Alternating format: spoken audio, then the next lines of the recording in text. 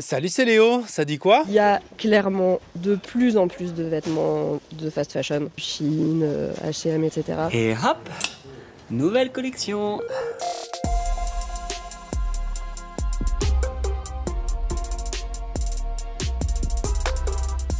Ce mardi matin, je te propose de questionner notre rapport à la mode et en cette journée mondiale du recyclage, la bonne conscience qu'on se donne en faisant des dons. Trop de dons, 270 000 tonnes de textiles récupérés chaque année en France.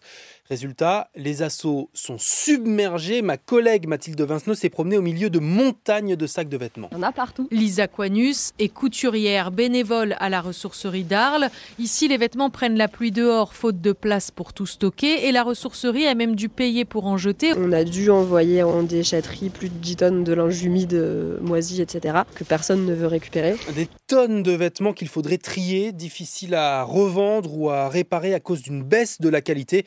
Parce qu'aujourd'hui, fast fashion rime avec synthétique. La fast fashion commence à être concurrencée par l'ultra fast fashion, avec genre des marques chinoises qui proposent des collections toutes les semaines, hyper innovantes, colorées, mais là qui ciblent clairement les 12-16 ans, ce qui est cohérent vu que c'est fabriqué par des 12-16 ans. Oups. Un Indien payait 2 € par jour, plante une graine, qu'il arrose de produits chimiques cancérigènes. Après 6 Un mois, Français achète en moyenne 40 vêtements neufs par an et ça n'arrête pas d'augmenter depuis 10 ans à tel point que selon le ministère de la Transition écologique, l'industrie textile est devenue aujourd'hui la plus polluante au monde devant les vols en avion et le trafic maritime réunis. nouveau survêtu sur mon 31, c'est pas le 31. Juste un samedi soir, t'inquiète pas, c'est rien. Mentalité, zéro lendemain. Tout ira bien tant que mon verre est plein. Dites aux voisins qu'on va jamais baisser le son. Marchera en l'air vers le ciel, baise le monde, baise le monde. Baise le monde, baise le monde, baise le monde. Nananana. Consommer moins, je sais, c'est plus facile à dire qu'à faire dans un monde où les tentations sont partout. L'idéal serait la méthode des 3V, moins de vêtements, de voitures et de viande.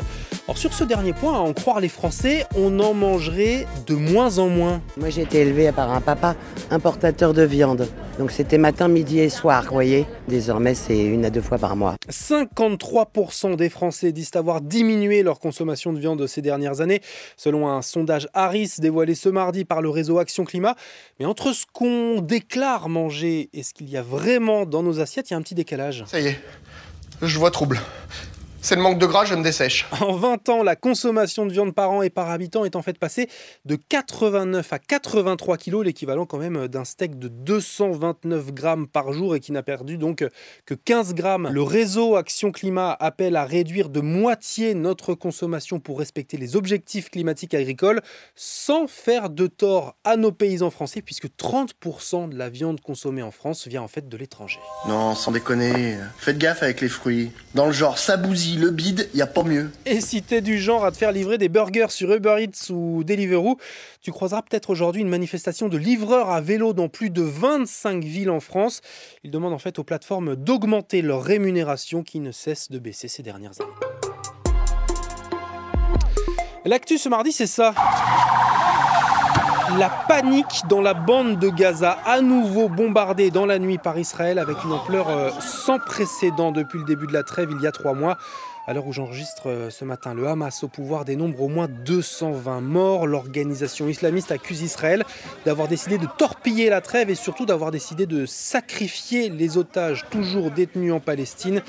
Les États-Unis, eux, disent avoir été consultés par l'État hébreu avant les frappes aériennes. Donald Trump sur tous les fronts, puisqu'il doit également passer ce mardi son fameux coup de téléphone à Vladimir Poutine. Il espère arracher une promesse de paix à la Russie en échange de certaines terres en Ukraine. Baise le monde, baise le monde, baise le monde. Nananana.